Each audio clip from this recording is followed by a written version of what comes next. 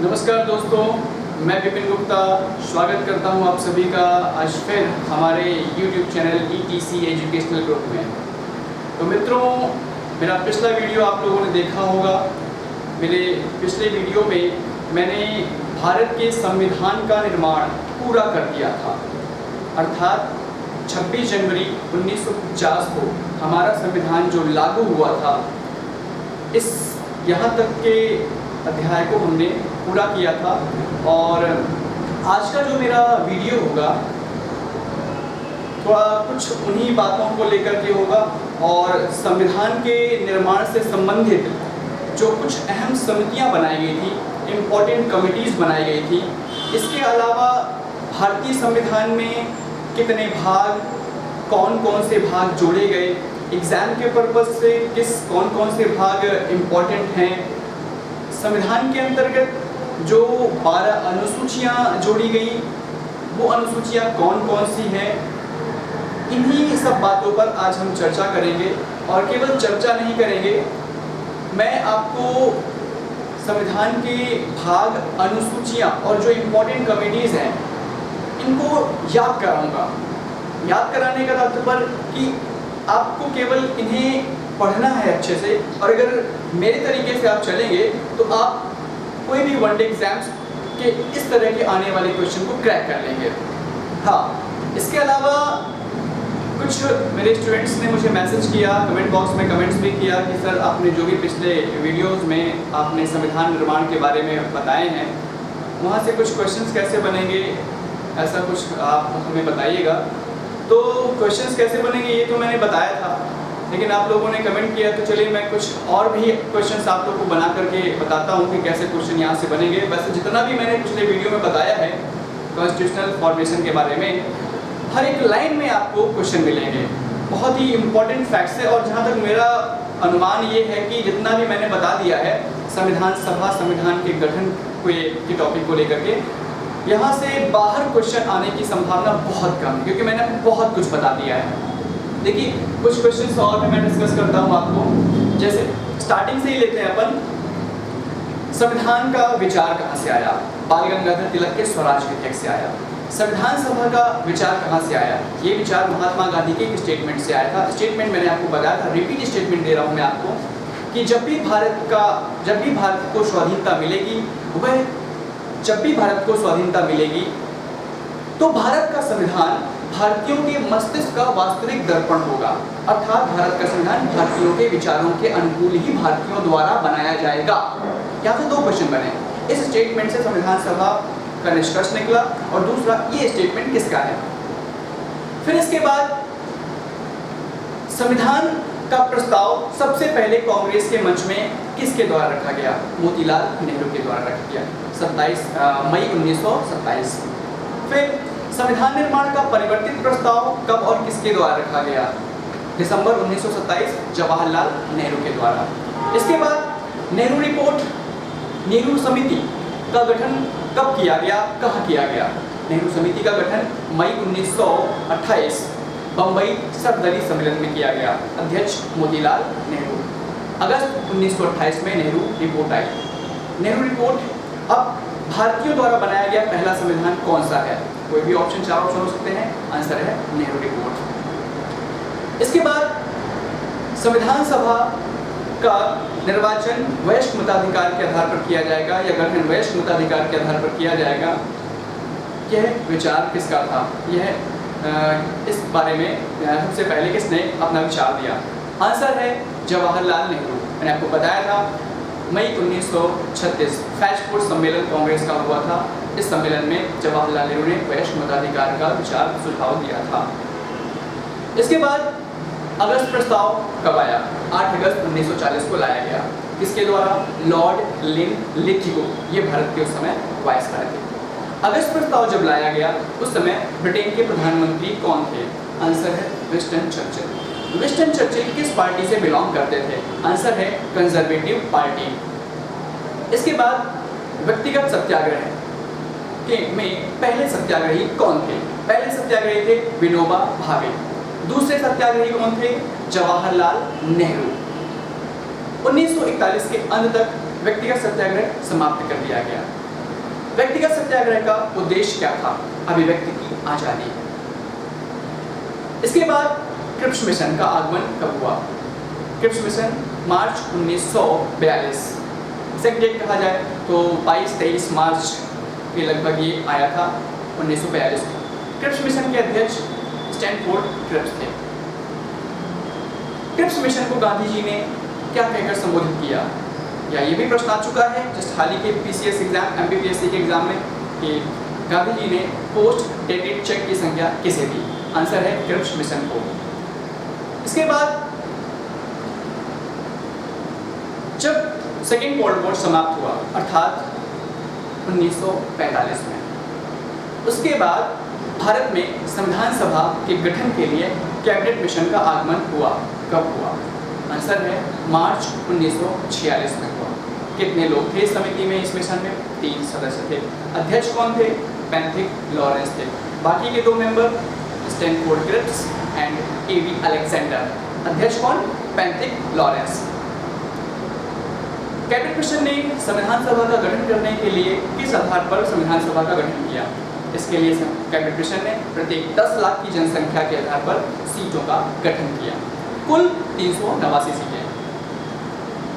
इसके बाद बंटवारे के बाद, भारत और पाकिस्तान के बंटवारे के बाद, विभाजन के बाद संविधान सभा में कितनी सीटें बची? आंसर 324 सीटें। संविधान सभा में बहुमत किसको प्राप्त हुआ? आंसर कांग्रेस को। कितनी सीटों के साथ? 208 सीटों के साथ कांग्रेस को बहुमत मिला और 14 मंत्रिमंडल युक्त सरकार बनी जवाहरलाल नेहरू के नेतृत्व में। अब चूंकि हम यहाँ तक पहुँच गए हैं तो यहाँ से मैं आपको कुछ और भी फैक्चुअल बातें बताऊँ कि 2 सितंबर 1946 को जो अंतरिम गवर्नमेंट बनी थी, अंतरिम सरकार बनी थी। अंतरिम का मतलब मैंने बताया था कि जो कुछ समय के लिए थोड़े काम करने के लिए, किसी पर्टिकुलर एक काम को करने के लिए जो सरकार बनती है उसको हम अंतरिम कहते हैं, अंतरिम गवर्नमेंट कहते हैं। इस अंतरिम सरकार का गठन कब हुआ? 2 सितंबर 1946। कितने मंत्री थे या कितने मंत्रिमंडल की सरकार थी? 14 मंत्रिमंडल की सरकार थी। अध्यक्ष या इसके नेतृत्वकर्ता या प्रधानमंत्री जवाहरलाल नेहरू। अब यहाँ पर 14 के 14 मंत्रियों के नाम याद रखना उतना जरूरी तो नहीं है, लेकिन आप चाहें तो पढ़ लेंगे, ज़्यादा नहीं होगा। लेकिन यहाँ पर जो ज़्यादातर क्वेश्चन पूछे जाते हैं उसके बारे में मैं आपको बताता हूँ कि कौन कौन से मंत्रियों को आपको खासकर याद रखना है। जैसे आपकी बात की जाए तो आप गृह मंत्री, होम मिनिस्टर के बारे में जरूर याद रखिए। हमारे गृह मंत्री थे सरदार पटेल, बिल्कुल याद रखिएगा। सरदार पटेल हमारे गृह मंत्री थे उस अंतरिम गवर्नमेंट के। और एक और मंत्री हैं रक्षा मंत्री, भी याद रखिएगा। रक्षा मंत्री थे बलदेव सिंह। और एक और मंत्री उद्योग एवं आपूर्ति मंत्री, इंडस्ट्रियल एंड सप्लाई मिनिस्टर, ये थे जॉन मथाई। जॉन मथाई उद्योग मंत्री थे। और वित्त मंत्री याद रखिएगा, वित्त मंत्री थे लियाकत अली खान। ठीक है, तो ये 4-5 मिनिस्टर्स हैं जो आपको याद रखना है। ठीक है, ये थे आपके अंतरिम सरकार के मंत्री। इसके बाद संविधान सभा की पहली बैठक कब आयोजित की गई? 9 दिसंबर 1946। अस्थायी अध्यक्ष कौन थे? सच्चिदानंद सिन्हा। ये सब क्वेश्चन बन रहे हैं। सेकेंड मीटिंग यहाँ पर 2-2 दिन के अंतराल में 3 मीटिंग्स हुई थी, 3 बैठक हुई थी। परमानेंट अध्यक्ष कौन थे संविधान सभा के? डॉक्टर राजेंद्र प्रसाद बनाए गए थे। इसके बाद उद्देश्य प्रस्ताव कब लाया गया? उद्देश्य प्रस्ताव लाया गया तीसरी बैठक में 13 दिसंबर 1946। इस उद्देश्य प्रस्ताव को किसके द्वारा लाया गया था? आंसर है जवाहरलाल नेहरू के द्वारा। भारत और पाकिस्तान के विभाजन की योजना किस योजना के नाम से जानी जाती है? माउंटबेटन योजना 1946 में बनी। ये योजना कब स्वीकृत हुई, एक्सेप्ट हुई? 18 जुलाई 1947 को एक्सेप्ट हुई, स्वीकृत हुई। इसके अकॉर्डिंग भारत पाकिस्तान का विभाजन डिक्लेयर हुआ। पाकिस्तान का गठन 14 अगस्त 1947 को हुआ और मध्यरात्रि 15 अगस्त 1947 को भारत आज़ाद हुआ। इस आज़ादी के बाद संविधान सभा का भी विघटन हो गया, विघटन नहीं कहना चाहिए, सॉरी, इसका विभाजन हो गया और 389 सीटों के बाद भारत के संविधान सभा के लिए सीटें कितनी बची? 324 सीटें बची। फिर समय आज़ादी के बाद प्रारूप समिति का गठन कब हुआ? प्रारूप समिति ड्राफ्टिंग कमेटी का गठन, इसके अध्यक्ष भीमराव अम्बेडकर थे। 7 मेंबर कमेटी थी। 7 मेंबर के नाम मैं आपको पिछले लेक्चर में लिखवा चुका हूँ बकायदे, तो आप देखिएगा जरूर। प्रारूप समिति 29 अगस्त 1947 को बनी। प्रारूप समिति ने 3 प्रारूप तैयार किया और तीसरा प्रारूप इसके द्वारा 4 नवंबर 1948 को फाइनली रेडी किया गया था और 4 नवंबर 1948 को अम्बेडकर जी के द्वारा इसको संविधान सभा कॉन्स्टिट्यूएंट असेंबली में पढ़ा गया। और फिर इसके बाद कॉन्स्टिट्यूएंट असेंबली के द्वारा, संविधान सभा के द्वारा संविधान निर्माण की प्रक्रिया 3 चरणों में, 3 स्टेज में पूरी हुई। थर्ड स्टेज के बारे में मैंने आपको इम्पोर्टेंटली बताया था। थर्ड स्टेज जो प्रोसेस थी वो 14 नवंबर 1949 से स्टार्ट हुई और 26 नवंबर 1949 को जाकर खत्म हुई। 26 नवंबर 1949 को संविधान सभा के द्वारा संविधान को पास कर दिया गया, संविधान सभा के द्वारा एक्सेप्ट कर लिया गया, ठीक है, स्वीकृत कर लिया गया। और इस दिन संविधान सभा में उपस्थित सदस्यों की संख्या थी 284। सभी मेंबर उपस्थित नहीं थे, इसलिए अंतिम बैठक बुलाई गई। कब? 24 जनवरी 1950 को सभी सदस्यों ने इस दिन हस्ताक्षर किए और फिर 26 जनवरी 1950 को संविधान को लागू कर दिया गया, अडॉप्ट कर लिया गया। ये थी पुरानी बातें। अब यहाँ पर प्रारूप समिति, ड्राफ्टिंग कमेटी तो ठीक थी, इसके अलावा भी संविधान के निर्माण से संबंधित बहुत सारी कमेटियाँ बनाई गई थी। एग्जाम में आने वाली जो मोस्टली इम्पोर्टेंट कमेटीज़ हैं उसके बारे में आपको लिख रहे होंगे, आपको बोर्ड पे लिखा है मैंने, आप चाहें तो उसको लिखिएगा जरूर, क्योंकि यहाँ से क्वेश्चंस कई बार पूछे गए हैं। ठीक है, इम्पोर्टेंट कमेटीज़ हैं, कमेटीज़ तो बहुत सारी हैं लेकिन ये मोस्ट इम्पोर्टेंट कमेटीज़ हैं। जैसे स्टीयरिंग कमेटी, संचालन समिति, अध्यक्ष डॉक्टर राजेंद्र प्रसाद। फिर सेकेंड है फेडरल कॉन्स्टिट्यूशन कमेटी, ये जो लिखा है ये आपका इसका मतलब है कमेटी, फेडरल। सेकेंड है फेडरल कॉन्स्टिट्यूशन कमेटी, जिसको हिंदी में कहते हैं संघीय संविधान समिति। संघीय संविधान समिति के अध्यक्ष कौन? जवाहरलाल नेहरू। फिर प्रोविंशियल कॉन्स्टिट्यूशन कमेटी, प्रांतीय संविधान समिति, सरदार पटेल इनके अध्यक्ष थे। फिर union power committee, union power committee इसका मतलब है संघ शक्ति समिति, संघ शक्ति समिति, जिसके अध्यक्ष हैं जवाहरलाल नेहरू। देखिए यूनियन और फेडरल दोनों का मतलब संघीय होता है, तो ये संघ से संबंधित जो समितियां हैं उसके अध्यक्ष कौन? जवाहरलाल नेहरू ही हैं। जवाहरलाल जेल का मतलब होता है जवाहरलाल नेहरू।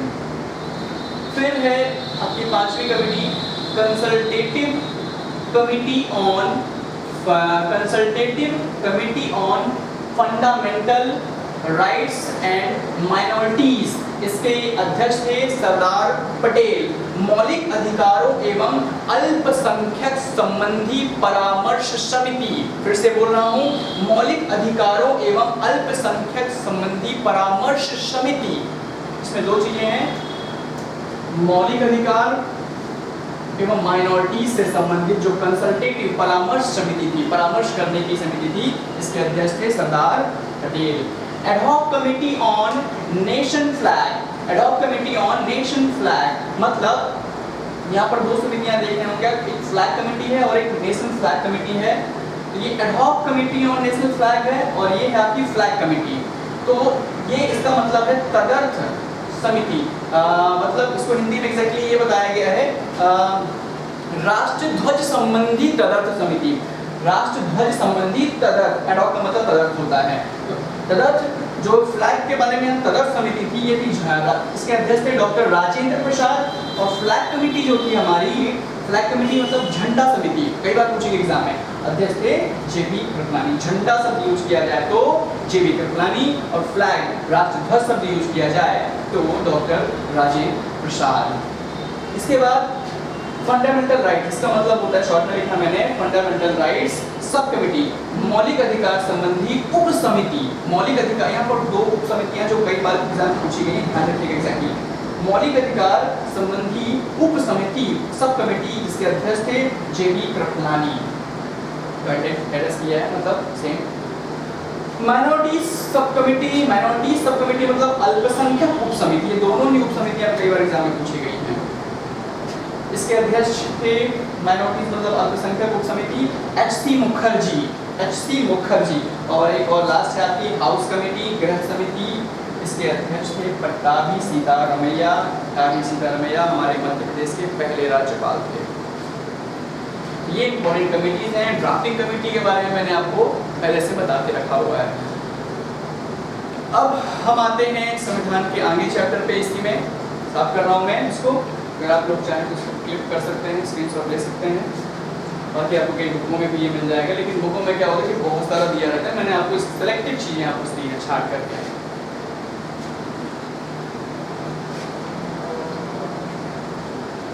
अब भारतीय संविधान के अंतर्गत जो 22 भाग रखे गए हैं, 22 भाग, इन 22 भागों में जो फैक्ट के रूप में एग्जाम में पूछे जाते हैं इंपॉर्टेंट भाग, वो मैं आपको बता रहा हूँ। सारे के सारे भाग मैं नहीं बता रहा हूँ, आप चाहें तो किसी बुक से देख सकते हैं अगर पढ़ना चाहते हैं, लेकिन मैं यहाँ पर केवल मोस्ट इंपॉर्टेंट भाग बता रहा हूँ जो आपके एग्जाम में जरूरी है, ठीक है, क्योंकि आपको याद करना है जल्दी जल्दी।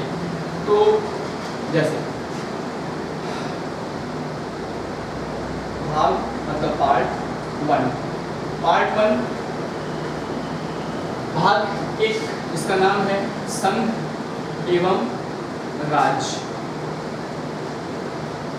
संघ एवं राज्य अर्थात भारत जो एक संघ है, भारत जो एक यूनियन है, यूनियन ऑफ स्टेट है भारत, और इस संघ के अंतर्गत जो राज्य हैं, तो राज्यों का गठन कब कैसे होता है, किन किन परिस्थितियों में होता है, इसके बारे में भाग 1 के अंतर्गत बताया गया है। और इसमें इंग्लिश में अगर आप लिखना चाहें तो वो है यूनियन एंड इट्स टेरिटरी, मतलब यूनियन का मतलब संघ, और इसके अंतर्गत आने वाले जो क्षेत्र हैं टेरिटरीज, उसके जो एरिया हैं, इनके बारे में बताया गया है। और ये है आपका 1 से 4। मैं आपको अभी डीप में नहीं बताऊंगा क्योंकि मेरा यहाँ पर पर्पस आपको केवल इंट्रोड्यूस करना है इसके बारे में। डीपली स्टडी में आपको चैप्टर बाई चैप्टर स्टार्ट करूंगा, और यहाँ पर केवल उद्देश्य मेरा है आप जल्दी जल्दी आपके लिए शॉर्ट में आप शब्दों को याद रखिए, जिससे क्वेश्चन आए तो आप आसानी से उसको कैच कर लें। तो इसके लिए अनुच्छेदों की संख्या, ये आर्टिकल्स लिख रहा हूँ कि इस भाग 1 में कितने आर्टिकल्स हैं। 4 आर्टिकल है, 1 से लेकर के 4 तक अनुच्छेद है इसमें। फिर भाग 2 का संबंध है नागरिकता से, सिटीजनशिप, नागरिकता के बारे में बताया गया है।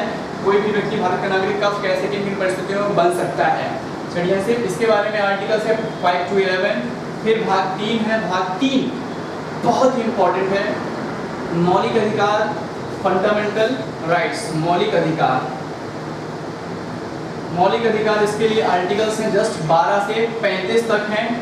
फिर भाग 4 है, भाग 4 ये भी इंपॉर्टेंट है, इसमें है आपका DPSP, राज्य के नीति निर्देशक तत्व, directive principles of state policy, very important. DPSP ये राज्य के कर्तव्य होते हैं, राज्य के कर्तव्य इसके लिए है 36 से 51 तक। फिर इसके बाद एक यहाँ पर जोड़ा गया है 4A में क्या है, मौलिक कर्तव्य हैं, फंडामेंटल राइट्स कब जोड़ा गया है ये बता चुका हूँ, मौलिक कर्तव्य, फंडामेंटल ड्यूटीज, ये इसके लिए स्पेशल आर्टिकल भी जोड़ा गया है 51A। फिर भाग 5 भी जान लीजिए, ये 4A तक वेरी इंपॉर्टेंट, आप इसको याद रखने के लिए इसको पहला पार्ट रख सकते हैं। फिर भाग 5 है, भाग 5 में है द यूनियन, संघ के बारे में है। संघ का मतलब होता है ये जो हमारा संघ है, यूनियन है, भारत जो है, जो केंद्र है, इस संघ का संचालन, इस देश का संचालन कौन करता है, इसके संचालन करने के लिए कौन कौन सी व्यवस्थाएं होंगी, इस सब के बारे में आपको यहाँ पर पढ़ना होगा। संघ का मतलब जैसे राष्ट्रपति हो गया, संसद हो गया, सुप्रीम कोर्ट हो गया, ये सब सेंट्रल के अंतर्गत ही आते हैं। तो ये सारी व्यवस्थाओं के बारे में आपको यहाँ पर मिलेगा। आर्टिकल 52 से ये आपका आर्टिकल 151 तक है, ठीक है। फिर इसके बाद भाग 6, तो ये संघ हो गया, इसके बाद जस्ट हो गया राज्य। तो राज्य के अंतर्गत जैसे होता है, राज्य के अंतर्गत आपका क्या होता है, राज्य के अंतर्गत राज्यपाल होता है, विधानसभा होती है, विधानमंडल है, विधानसभा, विधान परिषद, हाई कोर्ट, ये सब चीज़ें जो व्यवस्थाएं होती है आपको सब द स्टेट में पढ़नी होगी। द स्टेट मतलब राज्य के अंतर्गत पढ़ना होगा। इसके लिए जो आर्टिकल्स हैं आपका 152 से ये आपको पढ़ना होगा 237 तक, 237 तक। फिर भाग 7, तो आपको दोस्तों मैं बता चुका हूँ कि जो भाग 7 है ये निरसित हो चुका है। निरसित का मतलब होता है डिलीट हो चुका है। ठीक है, ये डिलीट हो चुका है। फिर इसके बाद भाग 8 जो है आपका, इसके बारे में ठीक है एक सीक्वेंस है आपका ये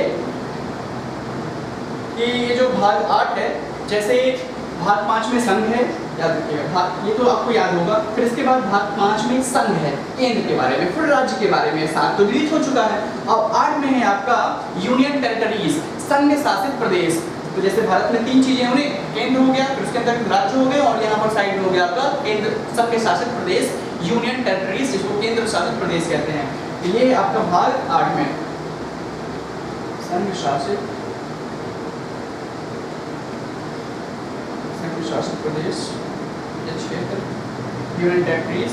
इसके लिए आर्टिकल्स हैं आपका 239 से 242 तक। ये आपका इसको आप सेकेंड पार्ट कह सकते हैं याद रखने के लिए, ठीक है। तो फिर इसके बाद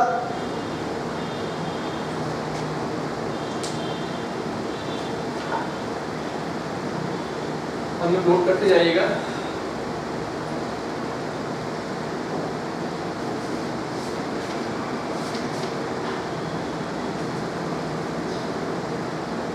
अब यहाँ पर जो याद करना है एक टॉपिक, इसी में एक और साथ आप ऐड कर लीजिए, 9वां भी ऐड कर लीजिए, क्योंकि भाग 9 में वेरी इंपॉर्टेंट ये है आपका पंचायत के बारे में, पंचायती व्यवस्था, ठीक है। इसी के साथ आपका जो 9 है, कल बताया हूँ मैंने आपको, 9A जोड़ा गया है।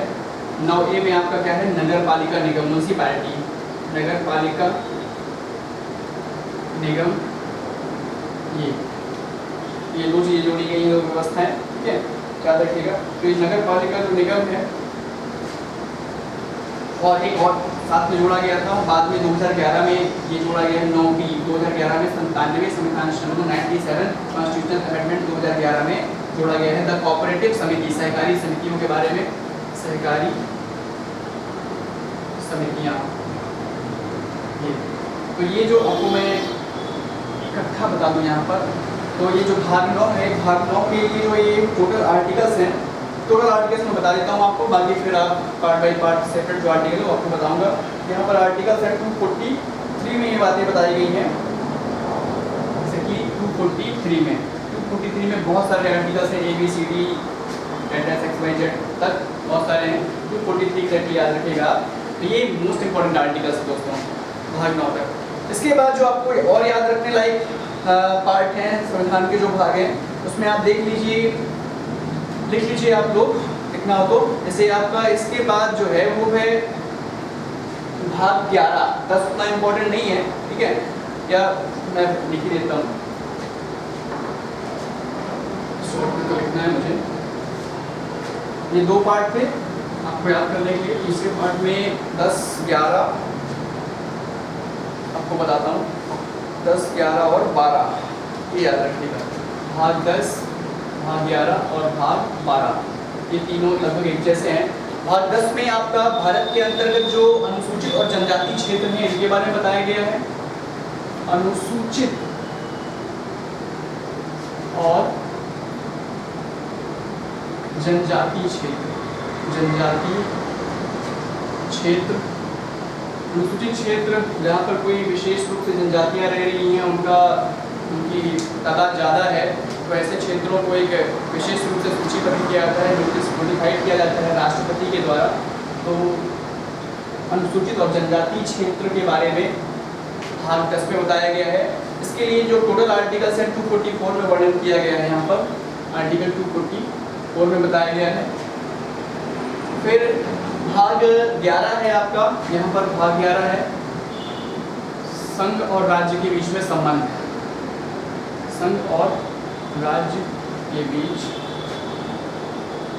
संबंध, relations between state and central या यूनियन एंड स्टेट्स। तो यहाँ इस भाग 11 में 2 प्रकार के संबंध बताए गए हैं आपके। कौन कौन से संबंध बताए गए हैं? विधायी संबंध, लेजिस्लेटिव रिलेशन, विधायी संबंध, और दूसरा है प्रशासनिक संबंध, प्रशासनिक संबंध, एडमिनिस्ट्रेटिव रिलेशन। ठीक है, ये क्या होते हैं? और बताऊँगा, शॉर्ट में जान लीजिए। कानून बनाने से संबंधित संबंध, कौन किस विषय पर कानून बनाएगा, और प्रशासनिक संबंध का मतलब कौन किस विषय पर कानून को लागू करेगा। और इसके लिए जो टोटल आर्टिकल्स हैं भाग 11 के लिए 245 से 263 तक है, 245 से 263 तक ये है आपके। और भाग 12 ये है आपका, ये भी संबंध ही है, लेकिन यहाँ पर फाइनेंशियल रिलेशन है, वित्तीय संबंध है। और वित्तीय संबंध के बाद अलावा जो है कुछ और भी 2-3 बातें बताई गई हैं, जैसे वित्त संपत्ति, वित्त संपत्ति संविदाएं, ये तो आपको शॉर्ट में याद रखिएगा। 10 में अनुसूचित जाति, अनुसूचित और जनजाति क्षेत्र के बारे में, 11 में संघ और राज्य के बीच में विधायी और प्रशासनिक संबंध, और भाग 12 में है वित्त संबंध, फाइनेंशियल रिलेशन। ये प्रश्न जो है पूछा जाता है, ये पूरा याद ना हो तो चलेगा, लेकिन इतना जरूर याद रखिएगा कि केंद्र और राज्य के बीच में जो वित्तीय संबंध है, फाइनेंशियल रिलेशन है, वो किस भाग में है। तो वित्तीय संबंध का जो वर्णन है ये भाग 12 में बताया गया है। और इसके लिए आपके आर्टिकल्स है 264 से 308। दोस्तों आपको शायद आगे चल के बताऊंगा मैं, हाँ बिल्कुल बताऊंगा कि ये जो 300A है ये बाद में जोड़ा गया है। संपत्ति का जो अधिकार, जो मौलिक अधिकार था, इसको मौलिक अधिकार से डिलीट करके इसी फाइनेंस वाले पार्ट में रखा गया है, आर्टिकल 300A तक। तो 300A तक ये भाग 12 जा रहा है। तो ये आपके 3 पार्ट को याद रखने के लिए दोस्तों, ठीक है। तो भाग 1 संघ और राज्य, भाग 2 नागरिकता, भाग 3 मौलिक अधिकार, भाग 4 DPSP, भाग 4A फंडामेंटल ड्यूटीज, ये पहला चैप्टर था। फिर इसके बाद भाग 5 संघ, भाग 6 राज्य, भाग 7 डिलीटेड, भाग 8 में यूनियन टेरिटरीज के बारे में, ठीक है। तो ये हो गया। फिर भाग 9 पंचायत, भाग 9A नगर पालिका निगम म्यूनसिपैलिटी, भाग 9B भाग 9B में है आपका द कोऑपरेटिव समिति, सहकारी समितियों के बारे में। फिर 10 में आया, 10 में यहाँ से स्टार्ट किया था मैंने। 10 में अनुसूचित और जनजाति क्षेत्र, 11 में संघ और राज्य के बीच में संबंध, 12 में वित्त संपत्ति संविदाएं, फाइनेंशियल रिलेशंस। इसके अलावा कुछ और 1-2 भाग और हैं जो याद रखिएगा। इसके बाद जो आप याद रखेंगे उसमें याद कर लीजिए आपका भाग 14। भाग 14 में है संघ और राज्य के अधीन सेवाएं। सेवाएं का मतलब सिविल सर्विसेज एग्जाम्स होते हैं, सेंट्रल जैसे UPSC एंड स्टेट PSC, ठीक है। तो संघ लोक सेवा और राज्य लोक सेवा आयोग, इनके बारे में जो वर्णन किया गया है ये भाग 14 में है। और इन सेवाओं के लिए जो आर्टिकल्स हैं वो 308 से 323 तक हैं, 308 से 323 तक याद रखिएगा। ये भी इम्पोर्टेंट भाग है। और ये भाग 14A जोड़ा गया है, इसमें है अधिकरण ट्रिब्यूनल्स। मैंने बताया था आपको कल पिछली क्लास में, पिछले में ट्रिब्यूनल्स के बारे में। ये 42वें संविधान संशोधन के अंतर्गत इसको जोड़ा गया है, ट्रिब्यूनल्स। और इसके बाद भाग 15 भी इम्पोर्टेंट हो सकता है आपके लिए। भाग 15 में आपका निर्वाचन इलेक्शन, निर्वाचन आयोग, इलेक्शन कमिश्नर के बारे में भाग 15 में है। ये प्रश्न पूछा भी गया है। अधिकरण के बारे में जो ये वर्णन है 323 का और खा में है, ये आर्टिकल 323A एंड 323B, ये 2 आर्टिकल्स हैं। और निर्वाचन जो है इसके लिए अनुच्छेद 324 से 329 तक जाती है। 324 वेरी इंपॉर्टेंट आर्टिकल है, 324 से 329, ये भाग 15। तो 14 में संघ और राज्य के अधीन सेवाएं, 14A में अधिकरण और 15 में निर्वाचन। ये एक चैप्टर बना लीजिए आप इसमें। और फिर इसके बाद एक और भाग 17 और भाग 18, ये भी इंपॉर्टेंट है। ऊपर साफ कर रहा हूँ मैं।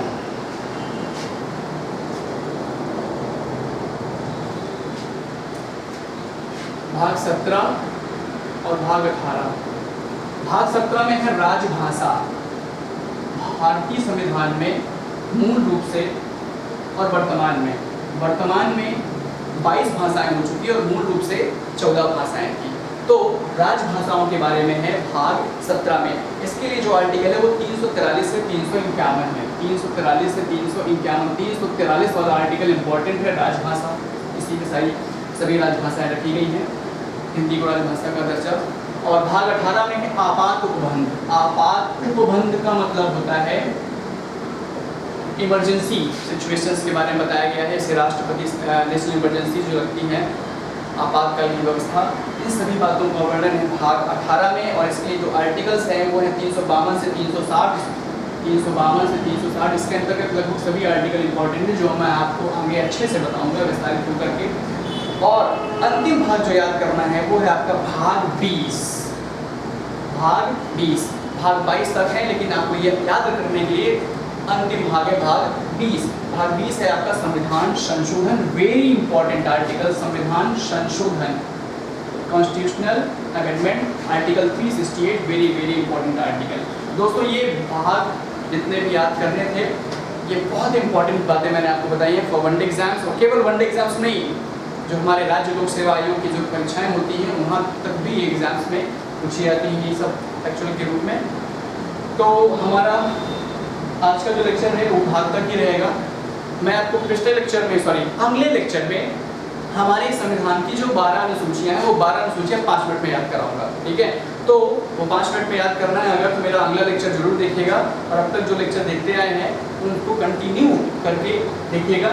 और अगर ये आपको पसंद आया हो मेरा ये लेक्चर, तो आप इसको लाइक करिए, सब्सक्राइब करिए, शेयर करिए दोस्तों को, ठीक है। तो फिर मिलते हैं नेक्स्ट लेक्चर में। Thank you.